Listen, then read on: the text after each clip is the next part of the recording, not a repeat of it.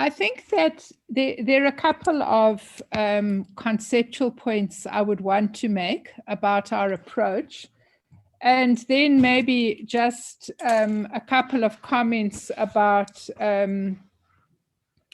how we consider the institutional issues. I think that if we go back, there was an early slide that was called Broad Areas of Work. And I think in that early slide, that slide for me was a conceptual slide as to what would be informing our overall approach to this work. And I think that what that slide doesn't look at is a couple of themes that have been raised in our first meeting, and I think very strongly today. So one of those themes would be the issue of transformative and inclusive growth. I think over and over again, we have spoken about climate change not just representing a risk to our country, but we've talked about the opportunity that it presents to our country. The second issue that I think has been raised repeatedly is the question of energy security. And I think that we all understand that this is a fundamental issue for any form of transformative and inclusive growth. The third area is the issue of sustainable resource use. And I think that in some of the comments that have been made by Minister Dlamini Zuma and others, the concept of the circular economy has been underlying some of those inputs. Now, what that means is that when we get into areas such as the working groups, I would want to suggest that we do need, I haven't got a word for it, but I think that we need a working group that's specifically going to be looking at the economic opportunities that this transition provides.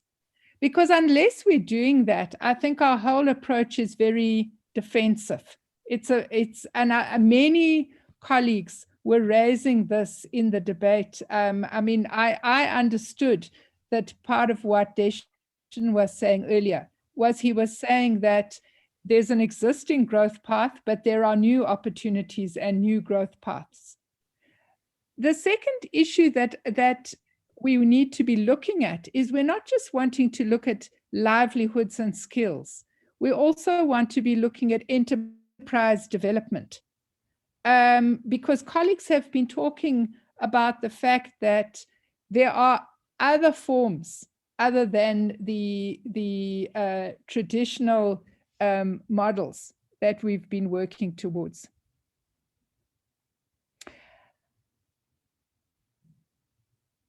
I would want to suggest, Deputy Chair, that we don't adopt the institutional framework today. I think that what we need to sit down and look at is what you're talking about, doing this dashboard study about what work is already happening. I know that Dr. Olver used to be a Director General. I think that he's setting up a new government here. So I think that what we need to be looking at is what work and what is the responsibility of government and government departments, and what work is the responsibility of the Commission. And I don't think that we would be wanting to, we want the Commission to be having a dynamic relationship with government departments, and we want the Commission to be influencing the work that is being done in government departments. I think we have to be very careful not to set up a parallel government. So I would want us to have a little bit of discussion on the institutional form. I may not be fully understanding what Dr. Olver is proposing, but I would just want to suggest we have more discussion before we adopt that institutional form. But otherwise, thank you very much for the presentation. Thank you, Minister. Shamini Harrington. Thank you, Chair. Can you see me? Yeah. Yes. Okay. Thank you very much to Chippy for the presentation. I too want to echo the Minister Creasy's view. We should not be through the Commission trying to duplicate work or take on accountabilities that are not within the Commission's mandate. And I do want us to hone in on operative words that were key for me when I looked at the terms of reference, is independent, review, monitoring, and advice. And I think we need to really make sure that that is very clearly within the structures and how we intend doing the work. We need to build on and provide steer to the various mandates and work that's underway within the departments. And I think that's clearly coming through. I do want to also support the Minister when looking at how we adopt this or how we take it forward. So perhaps we need to actually maybe, Chair, go into a little bit of a mini workshop on the work program where we are going to sort of look at how we develop the work, perhaps in working groups, and sort of each one of us look at the different elements. And for me, when the presentation was happening, there were a few questions that really started resonating, and I didn't get a clear understanding. I did raise some of it in the chat, but perhaps if I can go through a few of them, because it is something that we need to be clear on, especially in terms of how we do the work as commissioners and how we support the departments and the presidency. So the first one for me that wasn't clear is the ways of working. What is the governance approach? And that didn't come through clearly for me. How will we as commissioners work within the commission, and how will we support into the secretariat, and how do we engage with the secretariat? And of course, the most important one, how do we work with the department? What capacity are we working in the commission on? Is it through our mandates? Is it a nuanced view, or is it independent?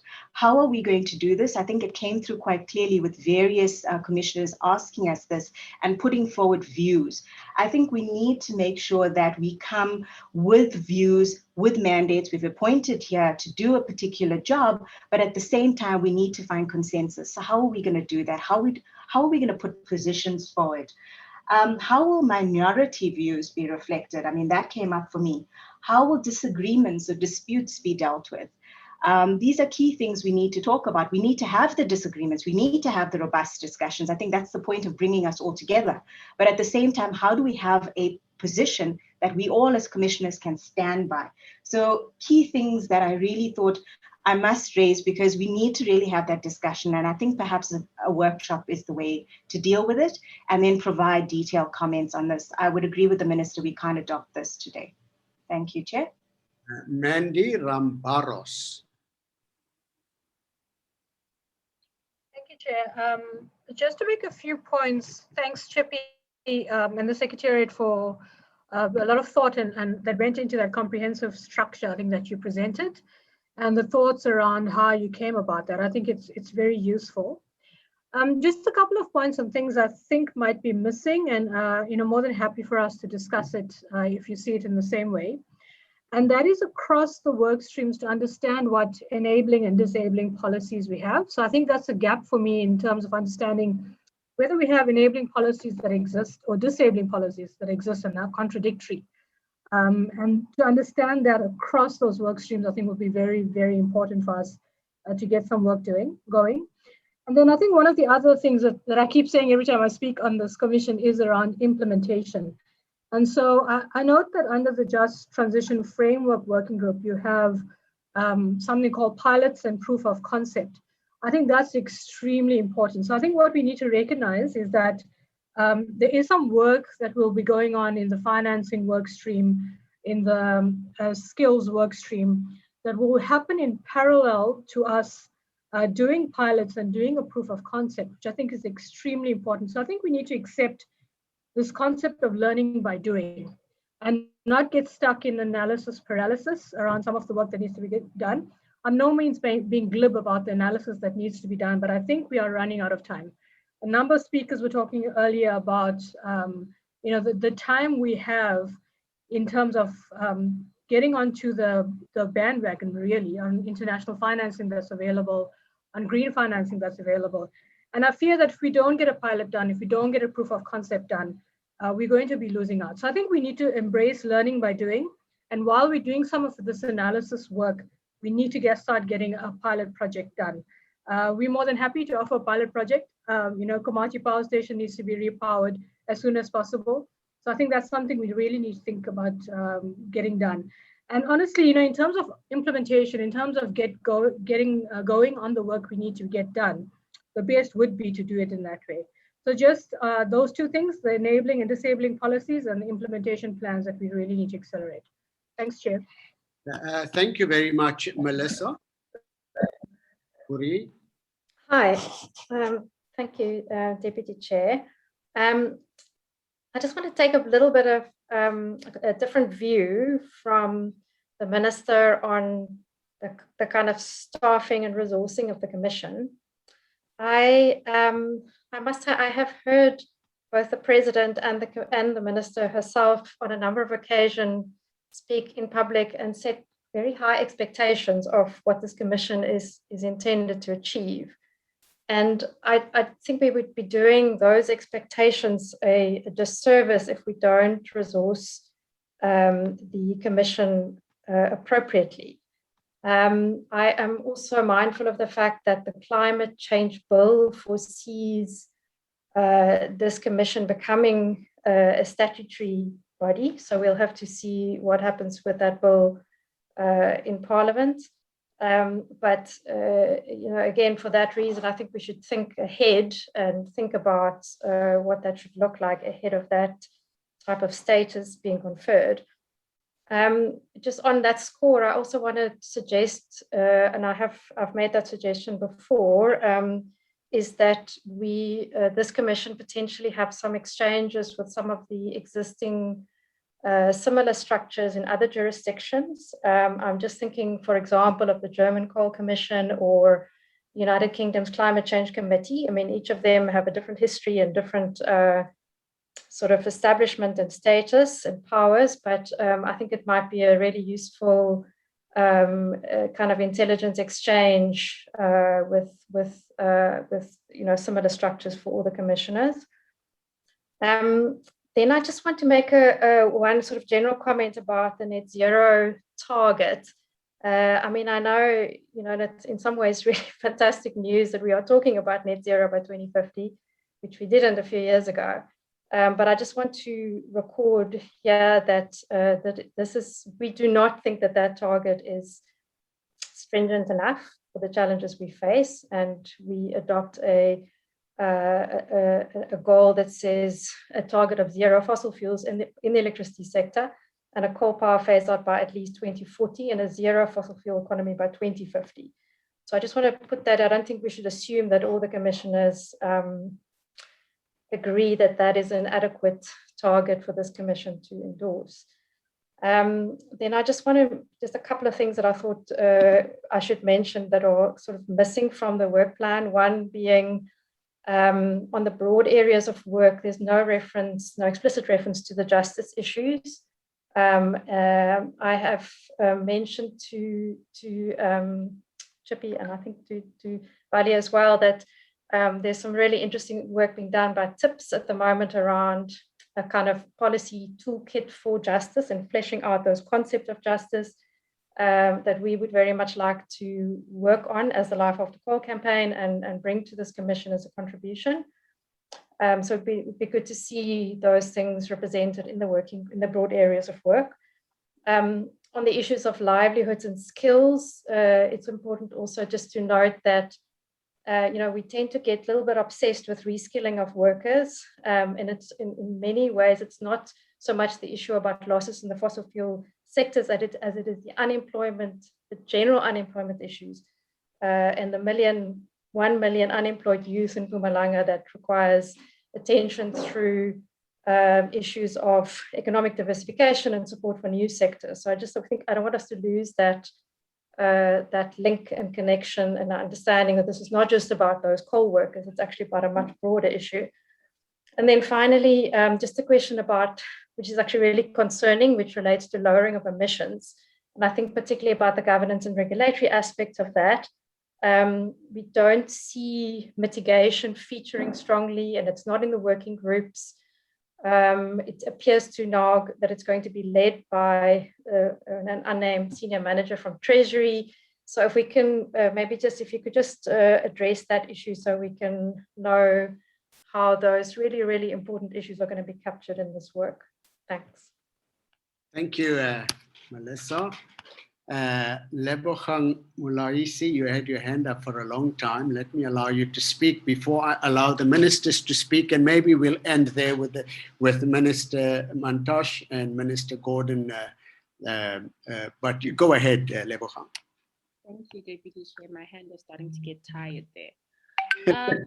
So let me start with the issue around the broad areas of work. And just maybe thanks to Chippy for starting off this work. It gives us a really useful basis to work off. I think when he was doing those individual consultations with us, it's actually good to see how it all came together. I think it's important for us, especially in the area of the broad areas of work, for us to consider the issue of, economic development as well as an industrial policy plan. Yes, we're creating pathways. Yes, we're skilling and reskilling. We're getting the technology, we're getting the finance, but to achieve what ends? And I think it's critical, especially if we're going to answer the previous point about, general unemployment, youth unemployed in the Mpumalanga area, 1 million. How do we feature them in this process of a just transition? That can only be answered, and to a large extent, by the economic development trajectory that we're willing to travel with in this commission, and how we're willing to bring about an industrial policy plan that answers these issues of job creation, job retention, as well as creating additional jobs for people who are generally displaced from economic activity. So if we listen to the presentation that was made by the Minister of DTIC this morning, I think there's alignment that can happen there if we take into consideration sector plans, especially if we're looking at this whole issue pertaining to the creation of a new industry, a new sector, which I think really goes together with this process. If we look at other commissions around the world, they did this very closely together with their industrial policy and the national industrial policy, because that is how you were able to facilitate a just transition. So I think those two work very closely together, and we need to find a way to create synergies so that as we are mapping this process, as we're creating these pathways, they are tied to an industrial policy plan that fits into a process of a just transition. I'm broadly in agreement with the fact that we need to look at what other commissions around the world have done. We're not the first country to try and endeavor to do this. We really need to look at that. And if you look at, whether it's Germany, whether it's the Canada plans, the terms of reference and the plans, like I said, are very much linked to a process of industrial policy. So that could give us an opportunity, or that could give us just an understanding of how we want to link the two processes and how we want to create this support for a new sector. I'm looking at the vision and framework in the slide for broad areas of work, and I'm thinking just today alone, I think the truth is that the various constituencies represented today have varying visions. And I don't think we've come to a consensus point as yet. It sounds like whoever's shouting the loudest now thinks they've got a foot in with what the vision should be. And I'll agree with Shamini's point. We're probably going to have some sort of workshopping with regards to what we believe the end state must be. Because yes, we understood that this was a multi-stakeholder process, would come with different understandings, would come with different positions, but at some point we need to get some sort of streamline. It may not be 100% perfect as yet, but we need to get an agreement of what the principles of a just transition is. Let's not agree.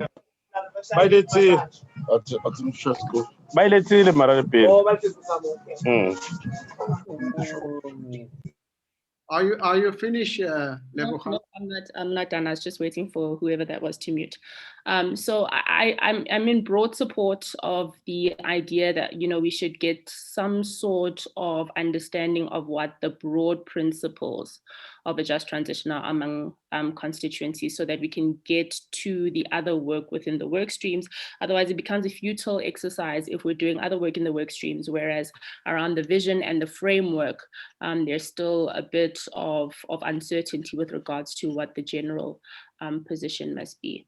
On the slide pertaining to employment, livelihoods, and skills, I think, yeah, we're in broad support, you know, with what Chippy has brought together. But I think we mustn't be afraid to say that, you know, in this process, we want there to be a jobs plan. I think it should be a part of this process. I know that, you know, at some point we're going to be assessing the NEVA work that has happened, and I'm hoping that at some point we'll bring that work to this commission, because I think it's quite vital. Yes, it's good to update it with the latest information, but, you know, the NEVA study looked at specific sectors, and if we're going to update it with the latest information, we need to expand it to other sectors. Because, you know, if we're wanting to create additional opportunities for employment, opportunities for social development, economic development, we must look at how we expand the current work that's in place. But at some point, yeah, the NEVA study is going to have to make its way to the commission so that we can engage on it in a bit more detail. Thank you, Deputy Chair. Thank you very much, Minister Gordon.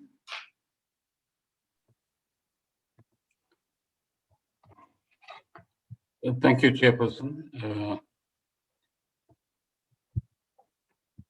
I just want to add a few things to the remarks that have already been made, and compliment Chippy on a very interesting approach to implementation.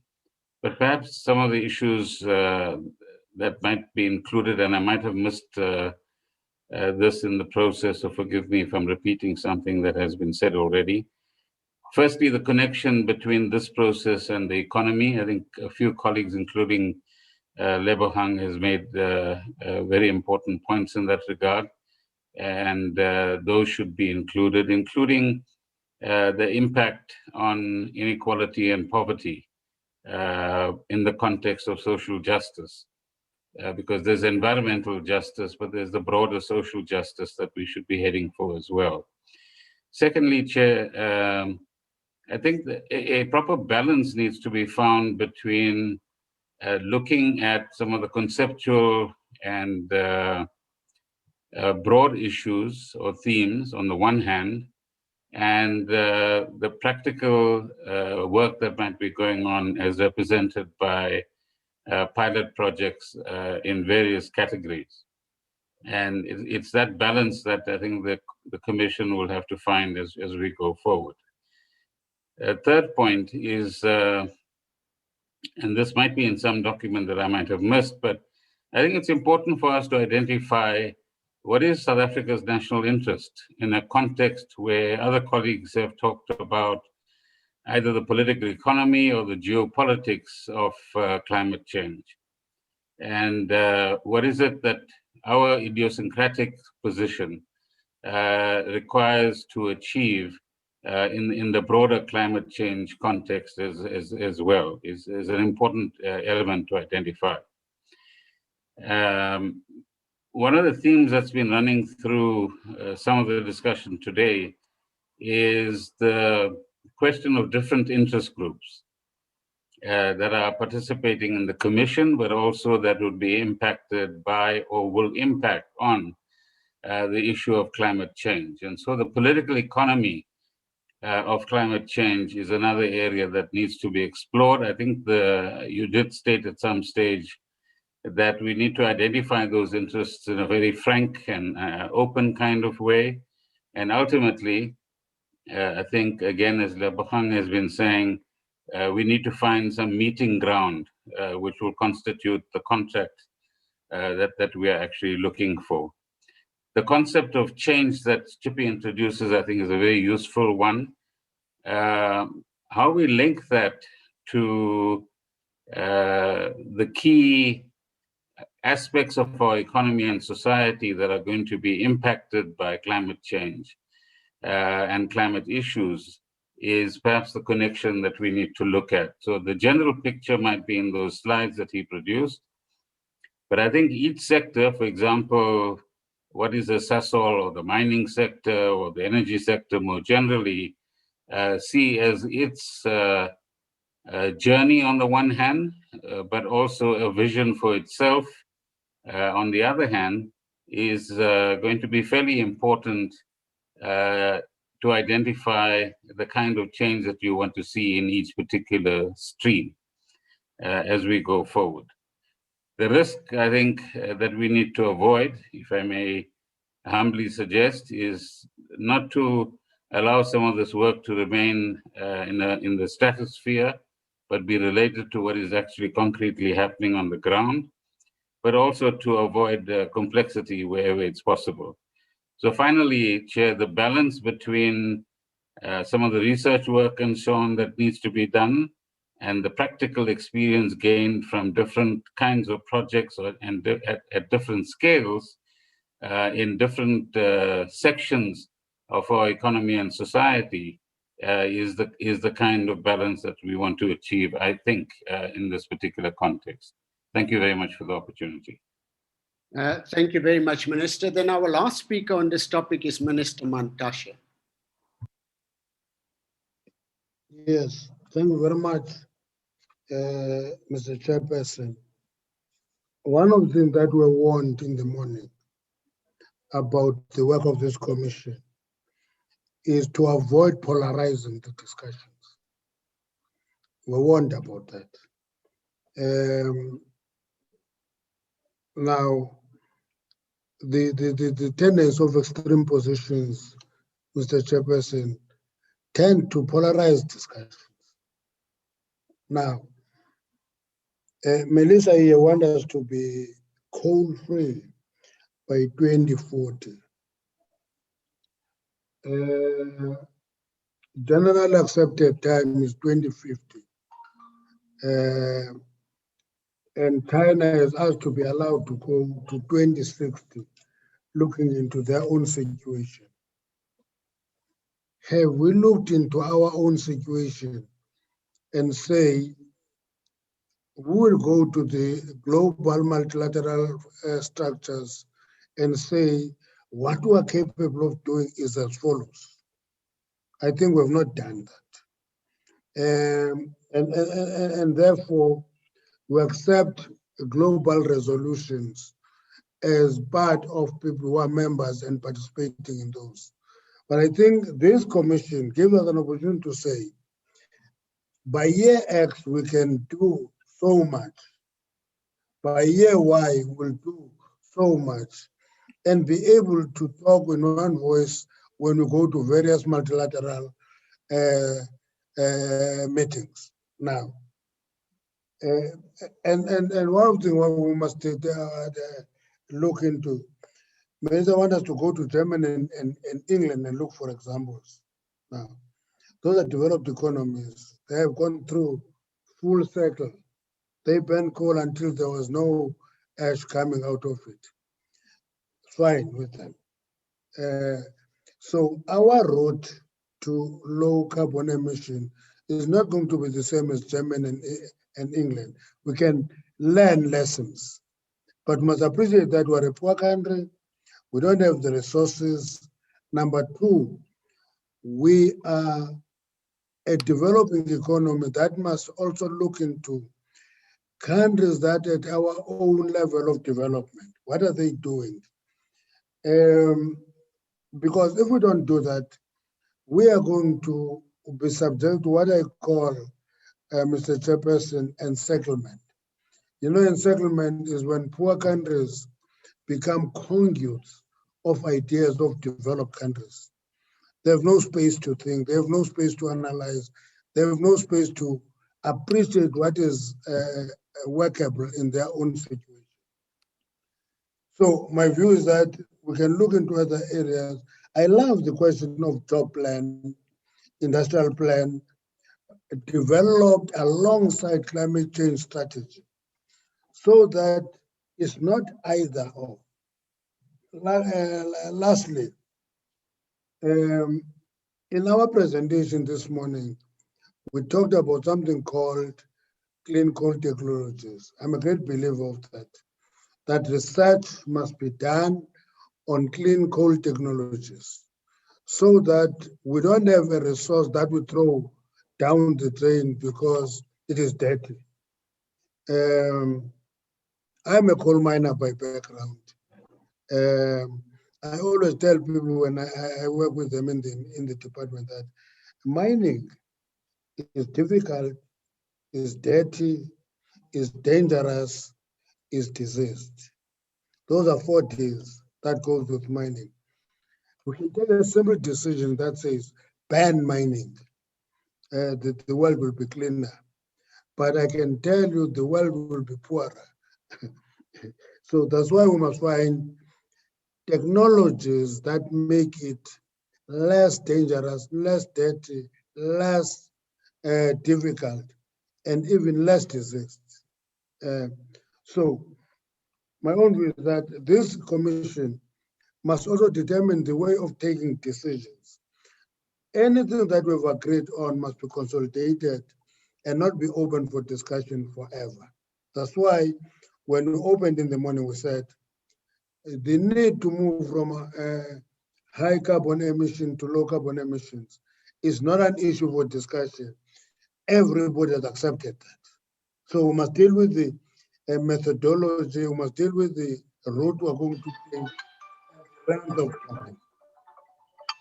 So I think leadership of this commission will have to help us take a route that will make us make progress, consolidate the progress we're making, rather than fighting forever on the same spot. Thank you very much. Thank you very much to everybody. Thank you, Crispian, for your presentation, and to everybody else for the comments which they have made. I think this has been a wonderful discussion. It's really our first meeting of the Commission where, you know,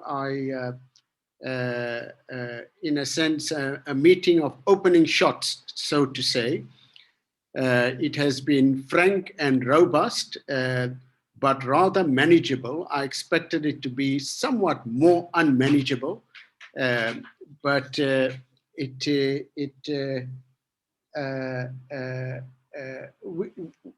me just say one thing. We should not be over concerned about differences of opinion in this commission. That is what the commission is about. The commission is not a commission made up of like-minded people. It's made up of people who come from different backgrounds, different sectors, different ideas, and it's a melting pot that will bring together in the end the right decision. So that's what it is. And I'm quite pleased with the robustness with which people are expressing themselves. The one element that comes through in the last few comments is the question of economic growth or inclusive growth or job creation or enterprise development, that sort of whole area that we will have to, as a commission, look at side by side with some of the other issues that we're looking at. There's a question of social justice, inequality and poverty, etc. So there's a range of issues. I'm not covering everything as such. We will look at all of these things very, very closely.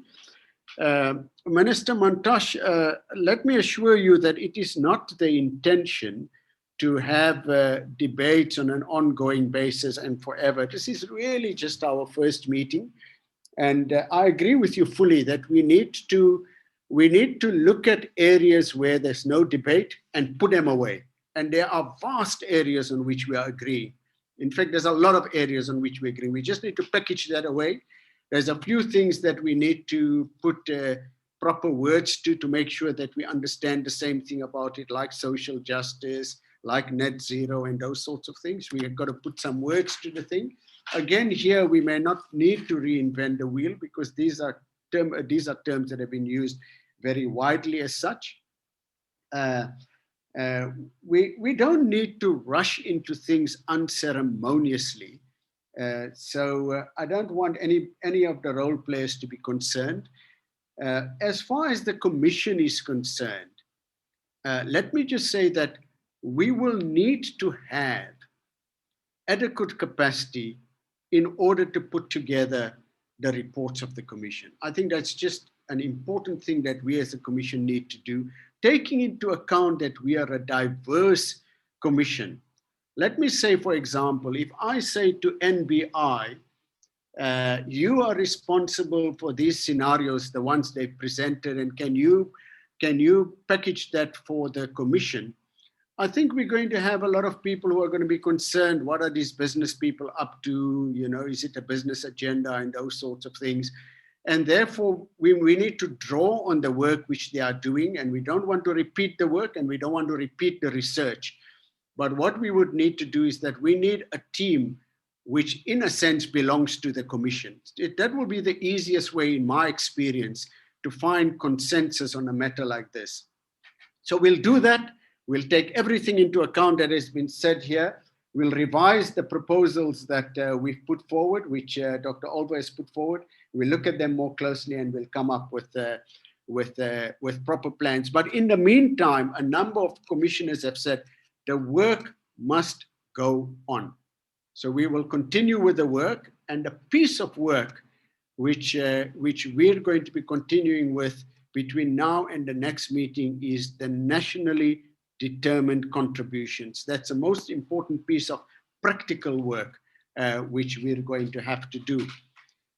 So that brings us then to the minutes of the previous meeting. I just want to comment a little bit about the minutes. I've been thinking about these meetings and the minutes. Now, normally the purpose of the minute of a meeting is to accurately report what happened at the meeting, and then at the next meeting, the participants say, yes, that's a good reflection. But taking into account that our meetings are on the record, I'm not sure whether we need to have minutes which summarize that, because I got a feeling that we're going to have at every meeting people saying, oh, well, you said so-and-so said this, but you didn't say that I said so-and-so. And so we're not going to be able to capture everything sufficiently accurately. And it's a document that actually may not be needed, because there isn't going to be a doubt about what happened at the previous meeting, because it's on the record. That's what we're doing. So I want to suggest, Crispian, I don't know what your view on the matter is, that what you do is that you draw up a list of action items that arising out of the meeting, and then distribute that maybe like about a week or so after the meeting, or a few days after the meeting, so all of us know what we need to be doing as such. And then we can follow up whether we are pursuing the action items. I mean, one of the action items could be what Minister Mantashe has said. He says there are many areas on which we agree. Can't we now record agreement on those and shelve them and move on to other things, for example? So maybe that's what we do, and I don't, because, you know, I've seen many situations like these where you can spend a lot of time discussing and debating the minutes, which is really actually not all that much necessary. I don't know, what do you think, Crispian? Is that okay from this sort of management point of view if we do it like that? Chair, that makes our job, in fact, a lot easier. So we can concentrate on distilling the action items. We will have a recording of the meeting, which we're going to edit just to take out the gremlins and the blank spaces. That will be also shared live. So there'll be a recording of the meeting. Ordinarily, we would produce a sort of brief summary of the points on each of the items, which will be there as a record. And I'd like to still do that simply so that there is a written record. But I see in the chat there's quite a lot of support for action items. So, maybe let the Secretariat work on that basis. Okay, good. So I'll leave that with you. Just to say that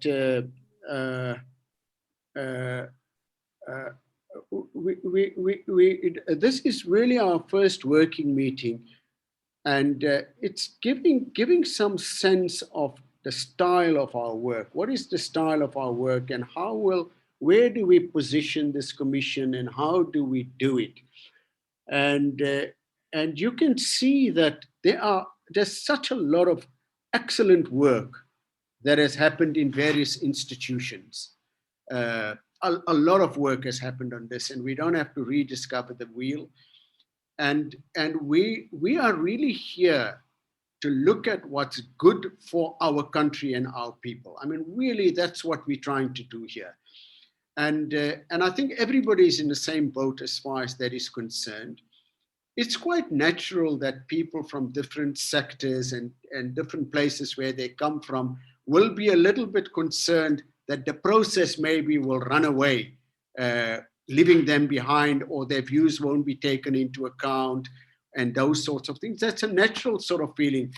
But I'd like us to conduct, I want this commission to be very businesslike, which is what we will do. And you would have seen from today's meeting that we are really businesslike. I think we've achieved an enormous amount in a short space of time. So we're going to be very businesslike, but I want there to be in our style, I want there to be a bit of a looseness to it. I don't want like tight control over things.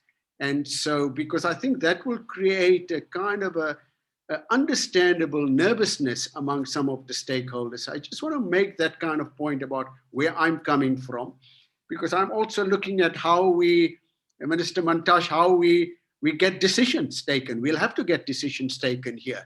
And that's, I think, the best way to get decisions taken is if we work in an open, participatory sort of way. And that's the approach which we are trying to unfold. So we'll take everything into account, and we'll come back with new things at the next meeting. In the meantime, we are going to proceed with our work, and we will set up a little bit more of a capacity than we have. I just got to do that because we've got to go ahead with some of our work. But don't worry, we're not going to go faster than things should be going, and we're not going to annoy anybody. I want to now come to the closure of the meeting because we've been going on for the whole day, and just thank everybody for participating. I really want to thank the ministers for having spent so much time with us here. These of our members are extremely busy people, and I think it shows a very high level of commitment to this question. And I think that all of you have indicated that there's a lot of thought from the side of government that has gone into this matter. And it really bodes well for where we're going to. I think it's your presence has really helped us, I think, to get to what's going to be wonderful teamwork. And then the people who came to present from Eskom and Sasol and others, I think that was wonderful, everybody else. At the next meeting, we're going to look at the NDCs more closely.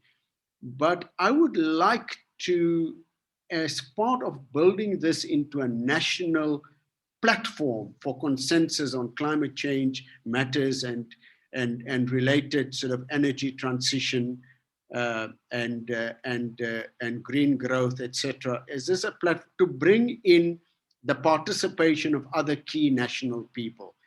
One of the things that we mentioned a number of times in today's meeting is, for example, the mining sector. And mining is a very big thing in South Africa. And at one of the meetings, I'll want to get the mining CEOs, a few of them, to talk to us about what are they doing and what's their ideas.